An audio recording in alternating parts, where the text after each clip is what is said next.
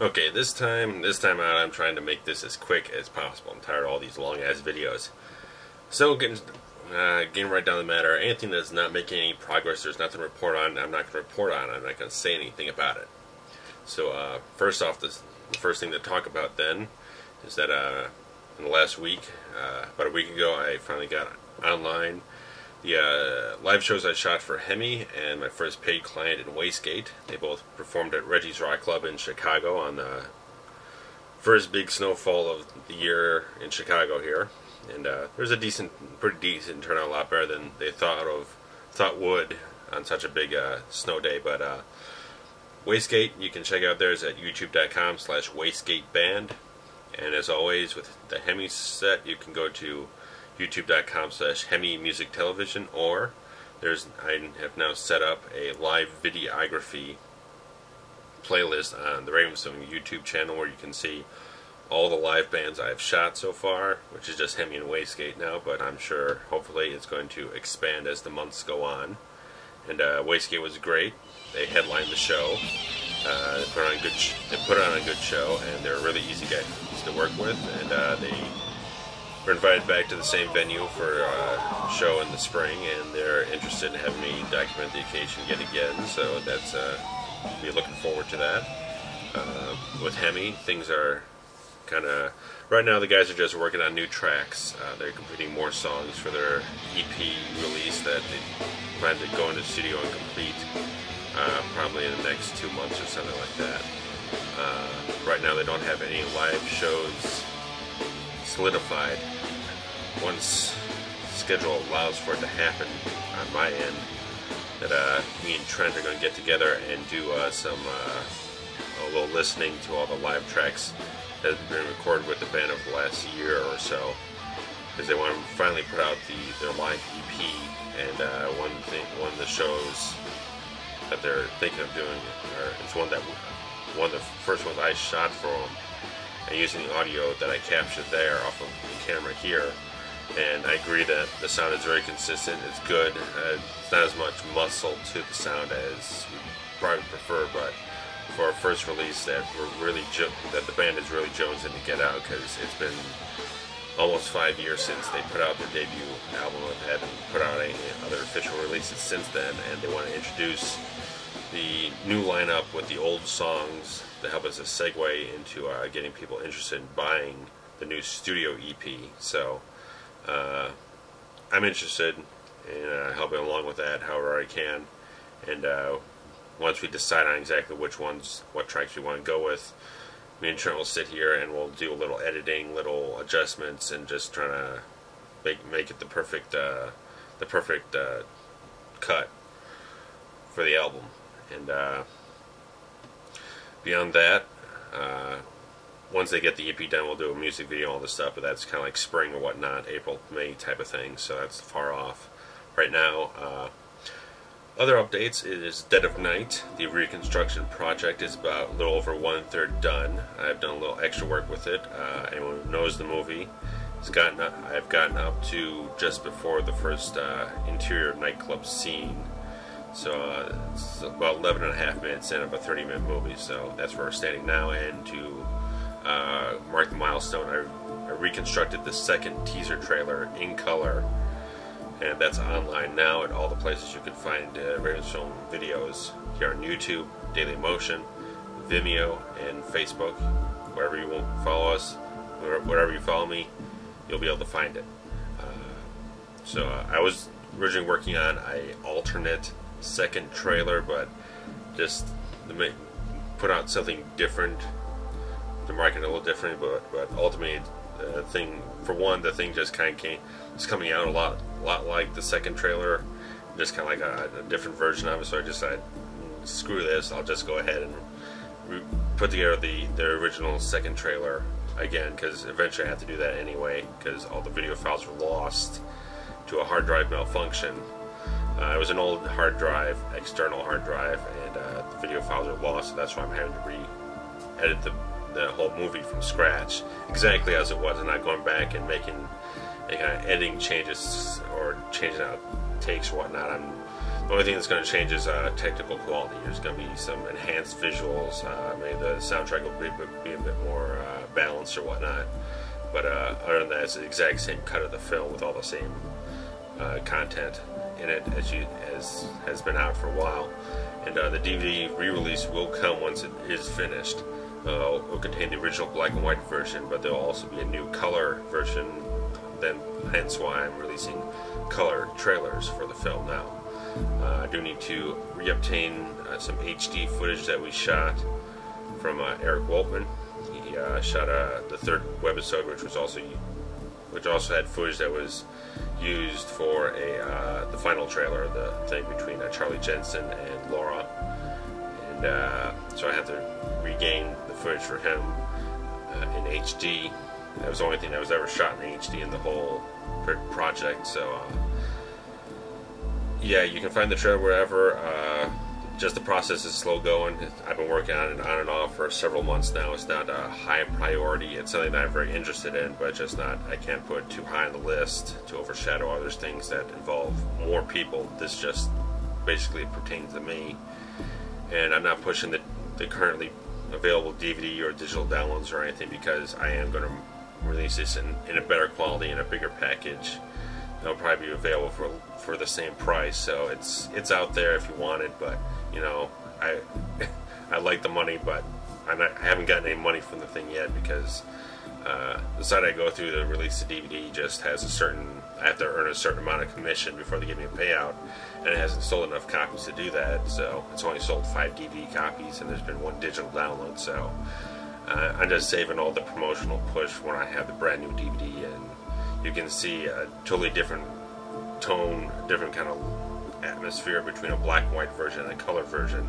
Obviously the black and white is my preferred version of the film, but I've always had in the back of my mind to release the color version as well, just to give it a different flavor, a different sense of it. So maybe some people will enjoy that more, be able to grasp onto it, or just walk into it a little easier than black and white film.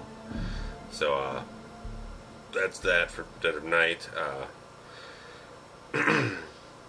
And I mentioned last time that Eric Woltman, he approached me, he asked me, but developing a short film to utilize his Steadicam rig and all that kind of stuff, just kind of like a good quality short film that we can put together, and he can utilize all his high-end gear and such to build up his Steadicam operator's reel. And the sci-fi fantasy thing just was becoming too complicated, too much exposition required to set up a premise and everything. So it was too much. So what I went back to the drawing board with was something because last spring I was talking about developing this short film sequel to The Fixer that is now impractical since Nick Deach has relocated to southern Florida. And it's not practical to think of doing something like that, and it's no good for me just recast the character with someone else when I could just do what I have done, is completely create a brand new character in the same similar vein, but it's a little bit more back to the almost initial idea of like the Equalizer, the 1980s TV series with Edward Woodward. What sparked it was watching the CBS crime drama thriller Person of Interest starring Jim Caviezel.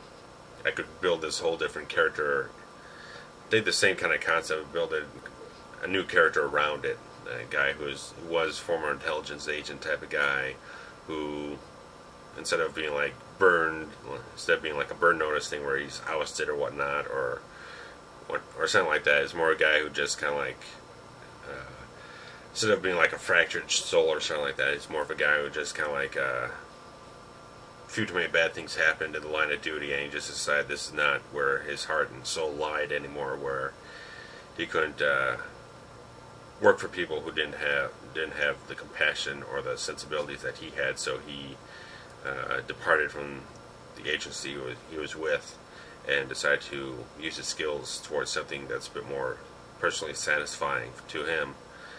And I've mapped out a plot for it. I just haven't gotten around to the time to actually start scripting something. But it'd be something that would start kind of like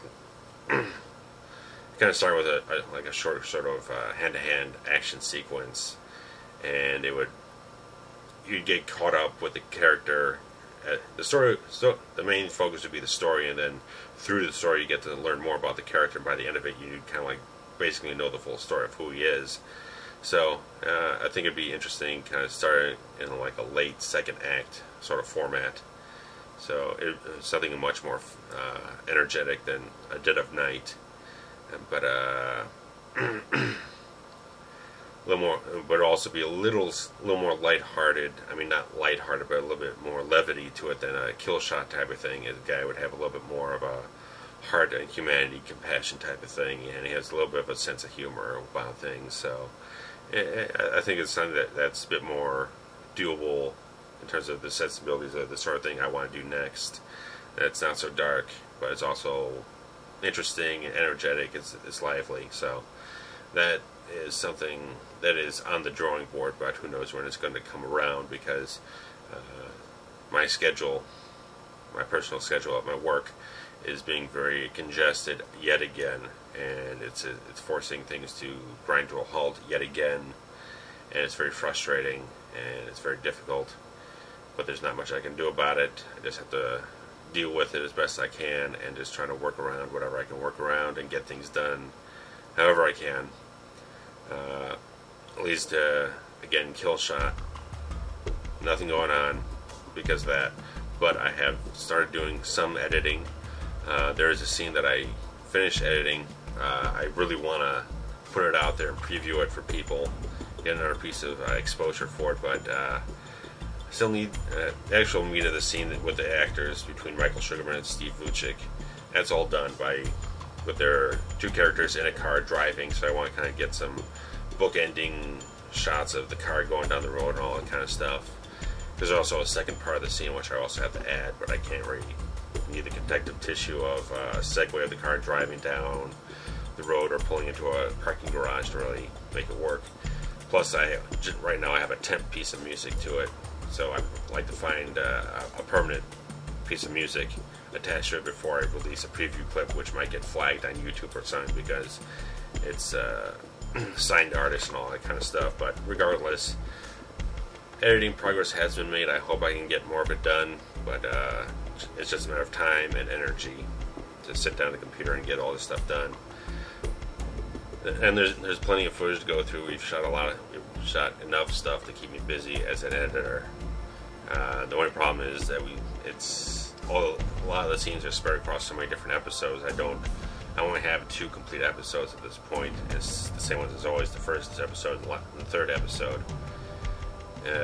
Second episode still needs to get it has like one scene done, which is the preview scene I released a long time ago, and we still have to shoot a whole other like 3-page scene and everything. It's just gotta find the time to do it right and get people together and do this stuff the correct way, and the time's just not coming to me at this point, which sucks immensely. But I'm trying to do what I can with what I have and push things forward in one area or another. Again, that's the thing. Once I get enough stuff shot, the first 3 episodes edited, we got enough stuff shot for the following 3, things will start being released. But part of the also thing is that I have all of Nick Deitch's scenes shot for episode 1, which is complete, and then episode number 6, which is a flashback episode between him and Michael Sugarman. Nick Deitch is featured in the second half of episode 5, so until Nick comes back and we can shoot that scene, it's kind of like I can't confidently say, yeah, I'm going to start releasing episodes, but then it comes to a halt, waiting for the time that he can come back and we can wrap things up on that part. So it's like halfway through the series, the thing stops for an indefinite amount of time, so it's just a tangled web of things that I wish I could unravel quickly, but time is what it is. It goes along, and I've been saying it since I started this stuff, that shit happens when it happens, and that's all there is. I mean, HEMI documentary, I got this little cheat sheet thing down here. So, but a HEMI documentary, again, will be finished when it gets finished. we kind of want the New York trip to be the end of it. Then we can do some extra interviews. I can do extra interviews with like people who are friends of the band or former members of the band, just to get a certain perspective and context to everything that the band has been through, to really kind of make a real meaty, very thick, meaty documentary that we'll all be proud of. I mean, I'm sure we'll be proud of it one way or another, but I just want to get as much meat on that bone as possible to really flesh it out. That it's not just the four guys in the band now talking about everything. That there is a perspective given on everything that happened, and also give it a little bit of an emotional edge to it too. So, but yeah, there's a lot of work coming along, and you know, I apologize to everyone that's been waiting so long to see something happen. But when it does happen, I like this scene I did edit for Killshot. I am immensely pleased with it. I could not be any more satisfied with what I ended up with. Michael and Steve put on a fantastic performance in this real short scene, but it's absolutely pitch perfect. I wish the hell I could show it to you, but I don't know. That's that for now. 2012 is coming to a very slow start, but there's some things happening. I've had some editing jobs, some videography stuff, so it's and one part of RavensFilm Productions is the money side of it's going somewhere. The part that's not making any money is not going anywhere, so what do you know? So hope this was short enough for you, but if not, oh well.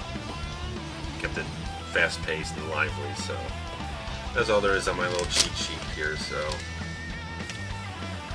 I was going to start this kind of like movie recommendation thing, but I just bought a whole bunch of DVDs and I don't even know what the hell to say about any of them, so I'll save it for next time. So hey, take care, stay safe out there, and thanks for being a fan of RavensFilm Productions. Later.